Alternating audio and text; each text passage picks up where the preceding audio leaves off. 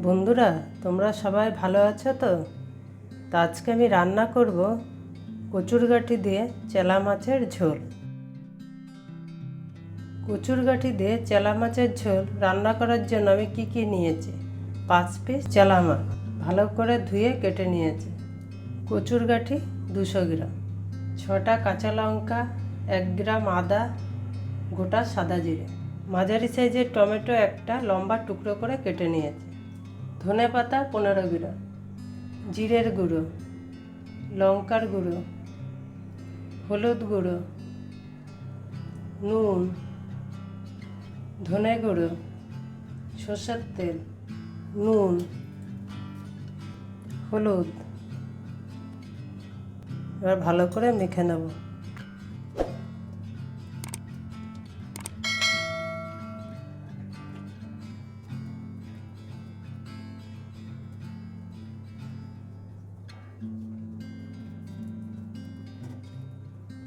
ভালো করে মাখা হয়ে গেছে।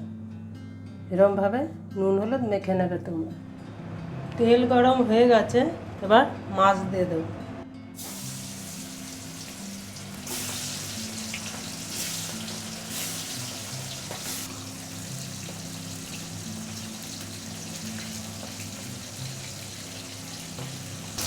এক পিঠ মাছ ভাজা হয়ে গেছে, আর এক পিঠ ভেজে নেব।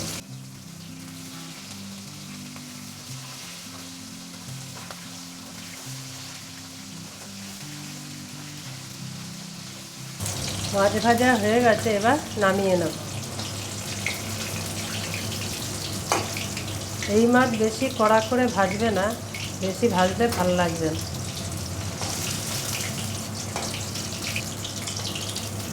মাছ ভাজা হয়ে গেছে, আর তেল দেবো না, এই তেলেই হয়ে যাবে। গোটা সাদা জিরে সামান্য, এবার দিয়ে দেবো কচুরগাঠি।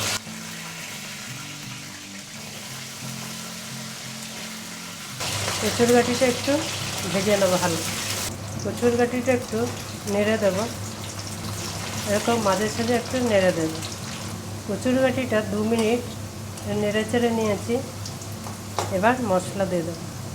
জিরের গুঁড়ো হাফ চামচ, লঙ্কার গুঁড়ো হাফ চামচ, হলুদ হাফ চামচ, আদা। এবার ভালো করে সব মিশিয়ে কষিয়ে নেব।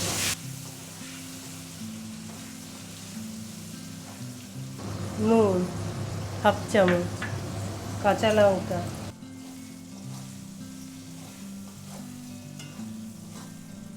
ধনে গুঁড়ো অল্প পরিমাণে।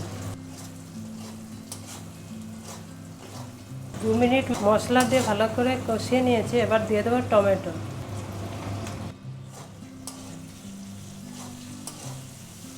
টমেটো দিয়ে 1 মিনিট নেড়ে চেড়ে নিয়েছি। এবার জল দিয়ে দেবো। কচুরগাঠি কষাতে কষাতে এটাকে সিদ্ধ হয়ে গেছে, এবার জল দেবো। কচুরগাঠি তো সিদ্ধ হয়েই গেছে, তো অল্প জল দেবো। ঝোল ফুটে গেছে, এবার মাছটা দিয়ে দেবো।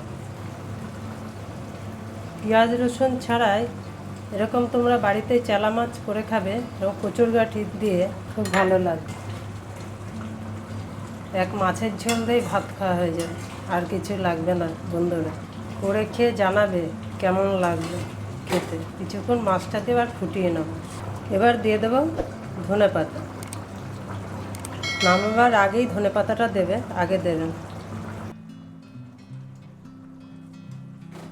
কচুরগাঠি দিয়ে চেলা মাছের ঝোল হয়ে গেছে, পরিবেশনের জন্য তৈরি।